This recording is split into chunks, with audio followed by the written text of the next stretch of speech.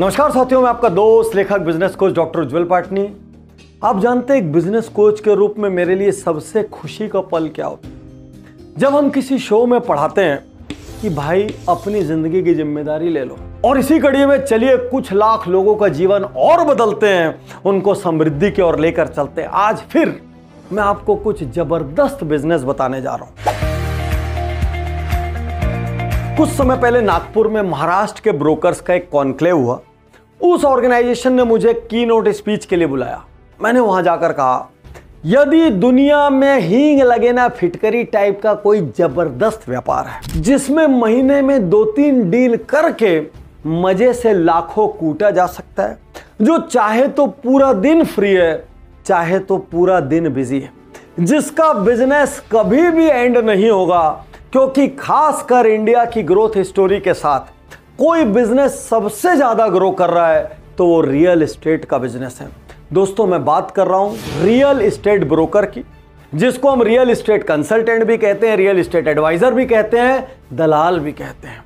क्या बिजनेस के लिए ऑफिस की जरूरत है? हो तो बहुत अच्छा, नहीं तो शुरुआत एक फोन से की जा सकती है।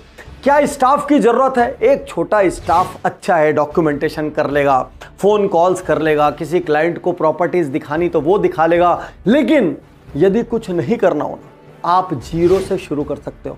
और भाई, इस बिजनेस को छोटा मत समझना। 2021 में दुनिया में सबसे ज्यादा सर्च किस व्यापार को किया गया था? How to become a real estate agent.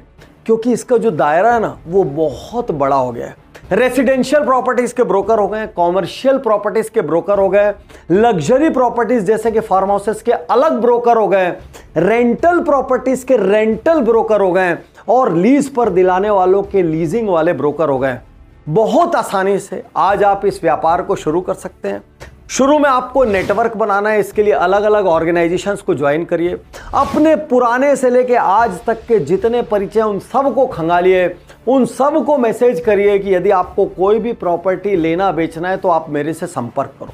शहर में 4-5 ब्रोकर से मिलने जाओ, उनसे बात करो कि सर, मैं आपकी प्रॉपर्टीज को अपने क्लाइंट्स को बेचने में मदद कर सकता हूं। जब जब आपके पास कोई भी प्रॉपर्टी आए, आप मेरे को भी बताएं। तो एग्जिस्टिंग ब्रोकर के लिए आप एक सब ब्रोकर की तरह हो गए, और आपके लिए वो शुरुआत का जरिया हो गया। क्योंकि शुरू में आपके पास प्रॉपर्टी कहां से आएगी, आपको कौन बताएगा? तो आपको शुरू में करना है कि कुछ ब्रोकर से कॉन्टैक्ट में आइए, उनके पास जितनी भी प्रॉपर्टीज की अवेलेबिलिटी है उसको अपने पास डॉक्यूमेंट करिए, बढ़िया बढ़िया व्हाट्सएप बनाइए। उस व्हाट्सएप के साथ जितनी डिटेल में आप डाल सके, जितने well arrange well structured format में आप बना सकें, अपने पूरे नेटवर्क को वो भेजिए।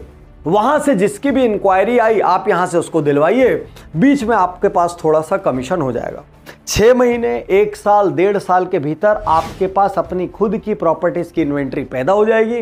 लोग डायरेक्टली आपके पास बाइंग और सेलिंग के लिए कांटेक्ट करेंगे। थोड़ी सी बोलने की कला हो, भीतर में ईमानदारी और पारदर्शिता हो, क्योंकि इस बिजनेस में बहुत सारी नेगेटिव धारणा है। ये शेडी बिजनेस माना जाता है। लोगों को लगता है यार प्रॉपर्टी में फंसवा ना दे कोई। और यदि इस बीच आप ईमानदारी के साथ, पारदर्शिता के साथ, डंके की चोट पे व्यापार करते हैं ना, लोग आपको थोड़ा एक्स्ट्रा पे करने को तैयार होंगे। क्योंकि प्रॉपर्टी में इंसान की जिंदगी भर की कमाई फंस जाती है, और वो ये चाहता है कि मैं जिसके साथ काम कर रहा हूं वो ट्रस्टेबल हो, वो रिलायबल हो। और इसीलिए अक्सर प्रॉपर्टी ब्रोकर सक्षम लोगों के लॉन्ग टर्म पार्टनर होते हैं। मजे की बात, जिसको आप प्रॉपर्टी दिलाते हैं वो लेते साथ क्या बोलता है? तो ना यार, कुछ अच्छा रेट मिलेगा ना, इसको अपने को बेचना है। तो उसी को प्रॉपर्टी खरीदवाना है और उसी की प्रॉपर्टी बिकवाना है।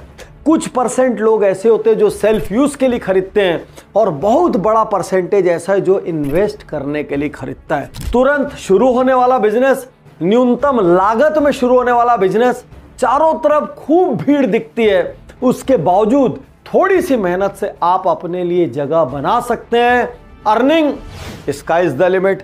ज्योग्राफी अपने शहर से शुरू करिए, बाद में अपने पूरे राज्य की प्रॉपर्टी बेचिए, धीरे धीरे दूसरे राज्यों में नेटवर्क खड़ा कर लीजिए। और यार, सब कुछ डिपेंड करता है भूख कितनी।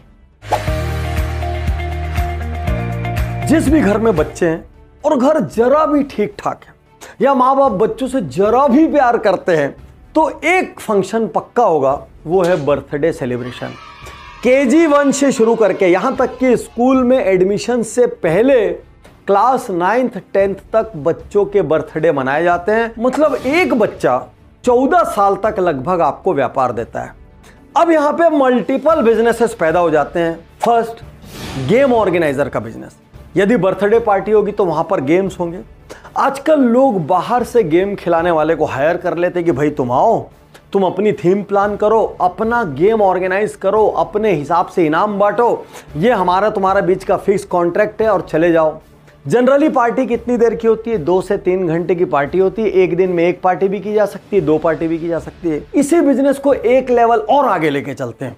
Rental toy provider. आपने गेम्स का एक सेट बना लिया जिसको बनाने में आपको 25 से 50 हजार रुपया मैक्सिमम लगेगा। उसमें 10-15 गेम आपके पास आ जाएंगे। आप अपने एक ऑटो में गेम्स को लोड करके वहां पे लेके जाते हैं। वहां पे 3 घंटे के लिए आपके टॉयज पड़े रहते हैं। बच्चे उन टॉयज से खूब एंजॉय करते हैं। टॉयज प्लास्टिक के होते हैं, फाइबर के होते हैं, फोम के होते हैं, वुड के होते हैं और अक्सर उनकी लाइफ सालों साल होती है, कुछ नहीं होता उनको। और हर जगह से आप उस टॉय का रेंटल अलग से लेते हैं। अब ध्यान से देखिए, आप एक तरफ पार्टी को ऑर्गेनाइज करने की फीस कमा रहे हैं, दूसरी तरफ आप टॉय को रेंट करने की भी फीस कमा रहे हैं। और यदि इसी बिजनेस को थोड़ा और सीरियस रूप में करना है तो आप जंपिंग जैक जैसी चीजें खरीद लीजिए। उनको ले जाओ, हवा भरो, लगा दो, बच्चे उसमें 4-5 घंटे खेलते रहते हैं।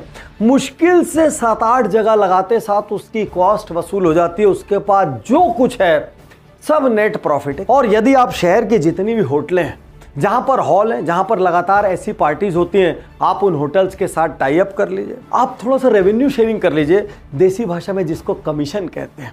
और आप देखिए हर दिन आपके पास होटल से कॉल आएगा और आपको एक नहीं अपने टॉयज के 4-4, 5-5 सेट रखने पड़ जाएंगे, असिस्टेंट रखने पड़ जाएंगे। आज इस शो को हल्के में मत लेना।